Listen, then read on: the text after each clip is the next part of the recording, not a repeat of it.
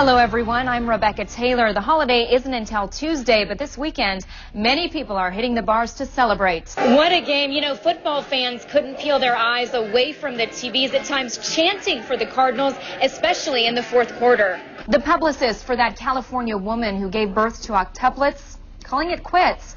Tom, they say Fords are built tough, but this Crown Victoria and her owner have a soggy story to tell. Check it out. They landed at the bottom of a swimming pool. Detectives say some of the immigrants had been holed up there for about a month.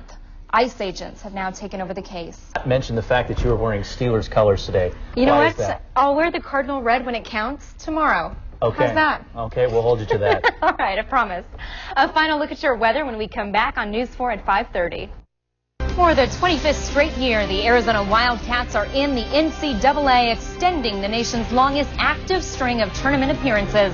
Hello, everyone. I'm Rebecca Taylor. More on that in just a moment. But first, we begin tonight with breaking news in MARANA. Let's take a live look right now in the area of Cortero Road in the Santa Cruz River. That's where MARANA police tell News 4 somebody found human skeletal remains.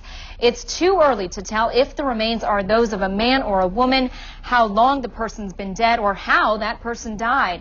Detectives are on the scene at this hour, piecing together information. Again, human skeletal remains discovered in the area of Cortero Road in the Santa Cruz River. We will try to bring you new details if we get them during this newscast.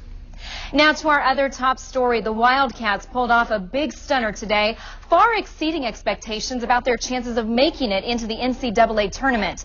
Here are the facts first. Lute Olson started Arizona's tournament streak back. New information tonight about what investigators believe happened to the flight that crashed into a home this week in New York State.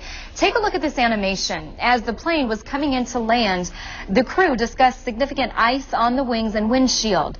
The pilot set the flaps to slow for landing. The plane pitched, did a 180 turn, then landed flat on the house below.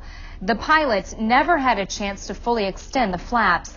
All 49 people on the commuter plane were killed, along with one man in the house when it landed and burst into flames. New at 10 tonight, police arrest a Phoenix High School student suspected of planting a device on campus that looked like a bomb. 19-year-old Oscar Zavara Franco is facing charges of misconduct involving simulated explosive devices and interfering with an educational institution. On Thursday, officers say he placed the device with a timer around a pole in a courtyard. The bomb squad moved in and later determined that object was harmless, but the school was evacuated for more than 2 hours. Tom, they say Fords are built tough, but this Crown Victoria and her owner have a soggy story to tell. Check it out. They landed at the bottom of a swimming pool. Neighbors say it's amazing no one was hurt.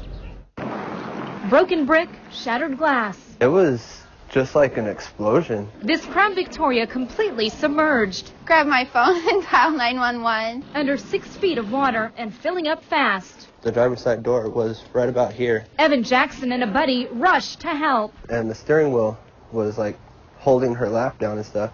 So we had to kind of struggle with her to get her to turn her legs sideways so we could pull her out through the window. It was almost dark and I didn't see her until she came out, and then she just looked very confused, like she could not believe this just happened to her. Incredibly, the 48-year-old driver didn't need hospitalization. Actually, she had no injuries, thank God. No injuries at all. Forever grateful, Diane Ellerson says her sister suffers from glaucoma and she tried to step on the brakes and she stepped on the gas. After 4 days of sitting at the bottom of the pool, it took a 40-ton crane to lift the soggy car out.